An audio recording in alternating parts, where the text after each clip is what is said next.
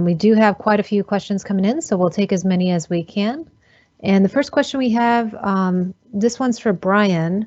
Can you talk about monitoring recharge of aquifers in Arizona? So you're monitoring subsidence, but also are you able to monitor for recharge, and does that show any rebound or uplift in those areas that previously showed subsidence? So yes, we're able to see uplift from both artificial recharge and natural recharge. There's a number of recharge areas where we have seen uplift associated with those. The majority of those areas are not in subsidence areas, so it's not rebound. It's actually, if you were to think of a sponge and you dip a dry sponge and you dip it into a pail of water, it's going to expand. So that's what's happening with the surface recharge, is that the clay layer in the any sort of clay that's in the unsaturated zone, as it gets wet, it's filling the pore spaces and expanding and like a sponge. And so that's why we see the uplift. But it's a great tool for seeing where the recharge is traveling through the aquifer, and we've also seen uplift associated with recharge from surface flow in the Salt River, the normally dry Salt River, through Metro Phoenix, when they had to release water upstream because the lakes are too full. That flows through Phoenix, and we've seen uplift associated with that as well. Great, thank you.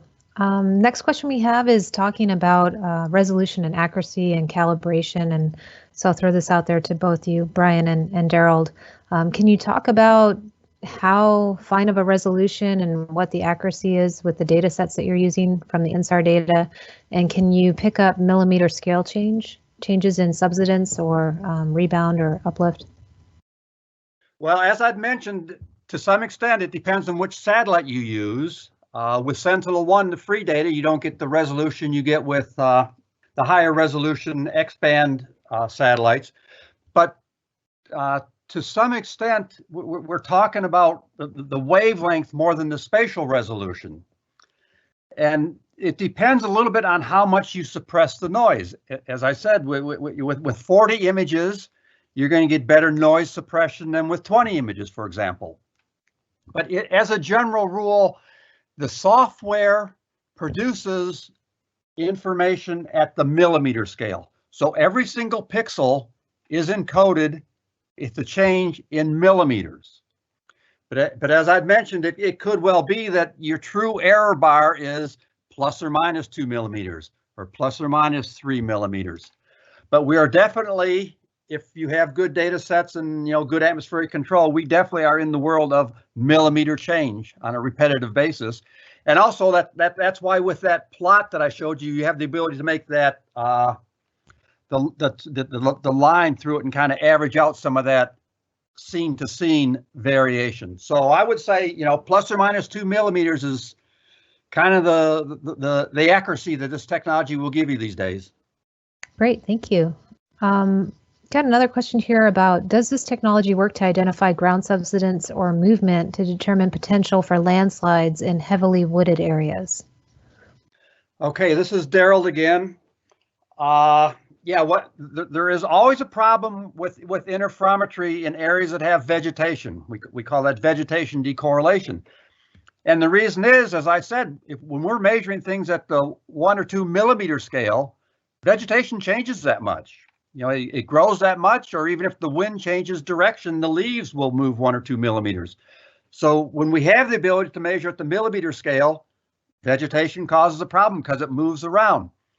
So forested areas, densely vegetated areas are extremely difficult unless you have something out there that acts as a persistent scatterer. For example, you could have a building with a metal roof, you could have roads, you could have pipelines. Human infrastructure tends to be persistent scatterers. So yes, it is a problem in those kind of areas. It is being used some to try and watch for potential landslides. So yes, it's being used, but it's very difficult in heavily vegetated or forested areas. Great, thanks for that, Derrold. For both of you, do you do any ground truthing of land subsidence, and how does that work with ground truthing the information you're getting off the satellite data? What's the resolution of your ground truthing, and how do you check that? Okay, well, this is Derrold, and I would say, first of all, the way I ground truth is I form partnerships with friends like Brian, who's doing real ground truthing, and we compare numbers. So Brian, why don't you talk about that?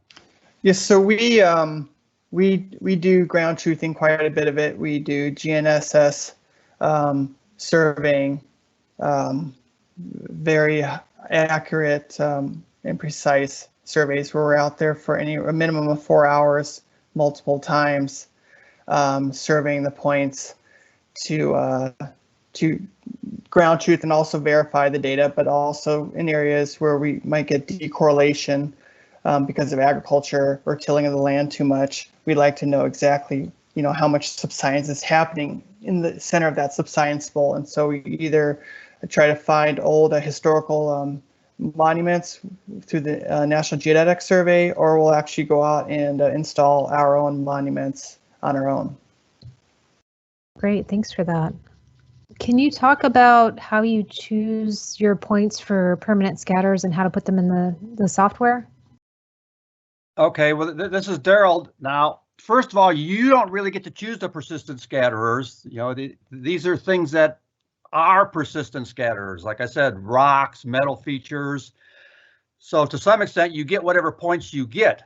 Now, that said, if you have something that's critical, like a power plant, a dam, something that you do want to monitor, you can put out radar reflectors that will then become persistent scatterers. But the software automatically identifies things that are persistent scatterers. You don't have to go through and select them. And as you can see in some of these data sets, there's hundreds or even thousands of points. So you can't do that manually anyhow. But persistent scatterers are selected automatically. Okay, great. Thanks for that answer. We've been talking about using this for subsidence, but has this been used to measure horizontal movement? Is that possible? Again, this is Derrold. Yeah, yes, it can be. As I said, when we measure this with a satellite, we're actually measuring motion in all 3 dimensions. So we have up, down, north, south, east, and west. So you get one measurement from your satellite, but it actually has all those components to it.